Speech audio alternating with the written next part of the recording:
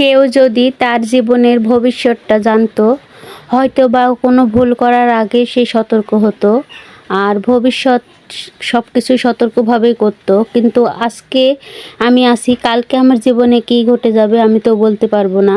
আর ভবিষ্যৎগামী সব আল্লাহ তাআলার হাতে। আসসালামু আলাইকুম, সবাই কেমন আছেন? আল্লাহর রহমতে আমরাও ভালো আছি। রুহি লাইফস্টাইল চ্যানেলে আপনাদের সবাইকে স্বাগতম ও অভিনন্দন। তো আমার জীবনের ঘটে যাওয়া কিছু কথা আপনাদের সাথে শেয়ার করেছিলাম। তো এত বড় ঘটনা পুরোটা শেয়ার করতে পেরেছিলাম না, তো অর্ধেকটা শেয়ার করেছিলাম আর অর্ধেকটা বলেছিলাম যে পরে কোনো এক সময় বলে দেব।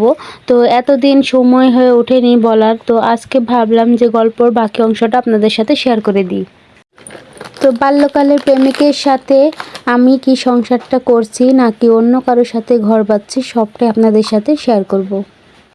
আশা রাখি স্কিপ না করে পুরো ভিডিওটার সঙ্গেই থাকবেন, আর ভালো লাগলে অবশ্যই একটা করে লাইক দিয়ে দিবেন। তো সে যেদিন একদিন আমাকে হঠাৎ করে এসে বলে বাড়ি ছেড়ে পালিয়ে যেতে। তো আমি তো আপনাদের সাথে শেয়ার করেছি আমি পালিয়ে যেতে কোনোভাবেই নারাজ, কোনোভাবেই ইচ্ছুক নয়, কারণ আমি আমার আম্মুকে খুব ভালোবাসি। আর আমি মনে করি যে আমার আম্মুকে আমার বাবা হয়তো বা রাখবে না, এই ভয়ে কিন্তু আমি এগুলো করিনি। তো তারপর থেকে তার সাথে আমার প্রায় অনেক দিন যোগাযোগ ছিল না, প্রায় 4-5 মাসের মতো কোনো যোগাযোগ ছিল না। যোগাযোগ না থাকলেও আমি কিন্তু মনে মনে ভাবতাম যে সে হয়তোবা আমাকে ছেড়ে কারো কাছে যাবে না, আর আমার জন্যই হয়তোবা সে অপেক্ষা করবে, যতদিন সম্ভব অপেক্ষা করবে, যতদিন না আমাকে পাবে ততদিন। এই বিশ্বাসটাই কিন্তু আমার মনের ভিতরে সবসময় কাজ করত। আর আমি এই বিশ্বাসটা নিয়ে থাকতাম যে যতই আমি ওর সাথে যোগাযোগ না রাখি, কথা না বলি, তারপরেও সে আমার জন্যই থাকবে অপেক্ষা করে, আর কাউকেও মরে গেলেও বিয়ে করবে না, এরকম ভাবতাম। আসলে আবেগী জীবন, আবেগময় মন, সব কিছু আবেগ দিয়ে চিন্তা ভাবনা করছিলাম। তো হঠাৎ করে সে একদিন ফোন দিয়ে আমাকে বলে যে তোমার কাছে 2 দিন সময় দিলাম, 2 দিনের মধ্যে যদি তুমি আমাকে বিয়ে করো তাহলে করবে, আর না করলে আমি অন্য কোথাও করে নেব। তো আমি ভাবছিলাম যে আমি তো আগে রাজি ছিলাম না, আর আমি তো ওকে বলেইছি যে কোনো প্রতিষ্ঠিত হও তারপরে করব। তো আমি ভেবেছিলাম যে যে সে মুখে যতই যাই বলুক আমাকে রেখে সে অন্য কোথাও বিয়ে করবে না, এরকম একটা আবেগ আমার ভিতরে কাজ করছিল। তো হঠাৎ একদিন আমার মনে হয় যে না, তার সাথে একটু কথা বলি। কিছুদিন পর যেহেতু আবেগময় ভাবছেনই যে আর যেহেতু কম বয়স, তার উপরে একটা আলাদা একটা টান আছে, যেহেতু অনেক দিন তার সাথে কথা বলছি, একটা সম্পর্কের মধ্যে জড়াইছিলাম।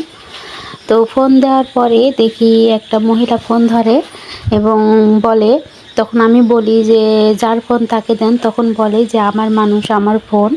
তো আমি এটা বিশ্বাস করিনি, আমি ভাবছিলাম যে হয়তো বা সে অন্য কাউকে দিয়ে আমাকে প্র্যাঙ্ক করছে আমার সাথে। তো যাই হোক, আমি তার সাথে অনেক কথা কাটাকাটি করলাম, তারপরেও সে কিন্তু ফোনটা দিল না তাকে। তার 2-3 দিন পরেই আমি খবর পাই যে সত্যি সত্যি সে বিয়ে করে ফেলেছে অন্য একটা জায়গায়। তো ভাবতেই আমার অবাক লাগছিল, যখন এই কথাটা শুনছি তখন মনে হচ্ছিল গোটা পৃথিবীটা আলাদা হয়ে গেছে, এরকম যে আমি নিজেকে বিশ্বাস করাতে পারছিলাম না। তখন থেকে আমার আবেগটা একদম টসনস হয়ে গেছে, যে জীবনে আবেগ বলে কিছু নেই, আবেগ দিয়ে জীবনটা চলে না, আবেগ দিয়ে কিছুই হয় না। তো আমি নিজের মতো পড়াশোনা করছিলাম, তখন আমি বিএ ফার্স্ট ইয়ারে পড়ি। তো পড়াশোনা করছিলাম নিজের মতো, পরীক্ষা দিচ্ছিলাম, আর সেই মাঝে মাঝে আমাকে এসএমএস পাঠাতো। তো খুব খারাপ লাগতো। তারপরে আমিও এসএমএসে রিপ্লাই দিতাম, জিজ্ঞাসা করতাম যে কেমন আছে সবাই। এর মধ্যেই দেখি তার একটা বেবি হয়, বিয়ের 1-8 বছর পর তার একটা বেবি হয়, ছেলে সন্তান। তো যাই হোক, তার ছেলের জন্য শুভকামনা রইল, কারণ তার ওয়াইফেরও কোনো দোষ নাই, আবার তার সন্তানেরও তো কোনো দোষ নাই। যে দোষটা শুধু তো তার, সেই না করলে তো সে তার জীবনে কিংবা তার ঘরে আসতে পারতো না। তো সব কিছু মানিয়ে নিলাম। এরপরে আমি পড়াশোনা করতে শুরু করলাম। এভাবে করতে করতে বিএ পাস্ট, বিএ ফাইনাল পরীক্ষা দিলাম। এরপরেই এর মাঝে অনেক বিয়ে আসছিল, কিন্তু আমি বিয়েতে রাজি হইনি। তারপরে ভাবলাম যে না, আমিও আমার মতো সংসারটা গুছিয়ে নিই। এরপরে একটা ছেলের সাথে আমার আলাপ হয়, আলাপ সেরকম না, আমাকে দেখতে যায় আর কি। তারপর থেকেই তার সাথে ফোনে কিছু কিছু একটু অল্প অল্প কথা হওয়ার পরে তাকে একটু ভালো লাগে আমার। তো যাই হোক, তো আমি বিয়েতে রাজি হয়ে গেলাম। এরপরে কথা বলার প্রায় 1 মাস পরে কিন্তু আমাদের বিয়েটা হয়ে যায়। তো আলহামদুলিল্লাহ, আলহামদুলিল্লাহ, আল্লাহ যা করে ভালোর জন্যই করে। আমি কিন্তু অনেক ভালো আছি, অনেক ভালো আছি। এমনকি আমার হাসব্যান্ড একটা সরকারি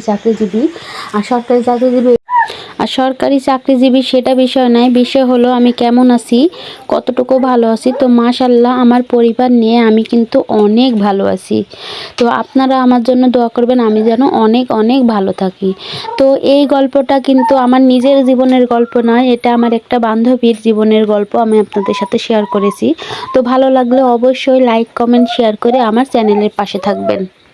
তো গল্প বলা তো আপনাদের সাথে শেষ। এখন আমি আজকে কি কাজ করলাম সেগুলো একটু শেয়ার করি। সকালবেলা ঘুম থেকে উঠে সব কাজকর্মগুলো করলাম। আর আমার এ বাড়িতে যে ছাগলটা দেখলেন, বাড়তি একটা বড় ছাগল, ওই ছাগলটা কিন্তু আদি ছিল, ওটাও দিয়ে গেছে। তো যাই হোক, বাড়িতেই এখন এটা পুষবো, মানে কয়েকবার বাড়িতে বাচ্চা হব, তো ওটাই নিয়ে নিলাম। তো সব কাজ কাম করে আজকে যে সকাল থেকে পেঁয়াজগুলো কাটলাম, তারপরে সাথে কিছু মানুষ ছিল, সবাই মিলেই কাটলাম। তারপরে এই যে চালগুলো ঝেড়ে নিলাম। তো যতই মানে মানুষ হেল্প করুক, তারপরেও কিন্তু নিজের ব্যস্ততাটা অনেক পড়ে যায়। তো তারপরে খুব তাড়াহুড়ো করে এই যে রান্না বসিয়ে দিলাম। তো এই যে পুঁই শাকের তরকারি আলু দিয়ে, এটা আমার মেয়ের জন্য খুব পরিমাণ কম ঝাল দিয়ে রান্না করেছি। আর ওইদিকে আরেকটা মাছের তরকারি করেছি, মাছ, ডাল, বড়ি এগুলো দিয়ে। আর এই যে লাউটা কেটে নিয়েছি বাবার বাড়ি থেকে, যে লাউটা আনছিলাম, এই লাউয়ের তরকারিটা এখন বসিয়ে দিলাম। তো আলহামদুলিল্লাহ, সব কিছু মিলিয়ে আল্লাহর কাছে শুকরিয়া। আল্লাহ যেমনটা রেখেছে অনেক ভালো রেখেছে। আর চারপাশে যত কিছু দেখছি সব কিছু দেখে মনে হয় আল্লাহ আমাদেরকে অনেক ভালো রেখেছে। এর জন্য আল্লাহর কাছে অনেক শুকরিয়া করা উচিত, প্রয়োজন আমাদের, কিন্তু আমরা শুকরিয়া করি না। হে আল্লাহ, তুমি আমাদেরকে এত পরিমাণ ভালো রেখেছো, তোমার কাছে অনেক শুকরিয়া। আলহামদুলিল্লাহ, আলহামদুলিল্লাহ, এভাবে আমাদেরকে ভালো রেখো। তো আল্লাহ হাফেজ সবাইকে, ভালো থাকবেন, সুস্থ থাকবেন।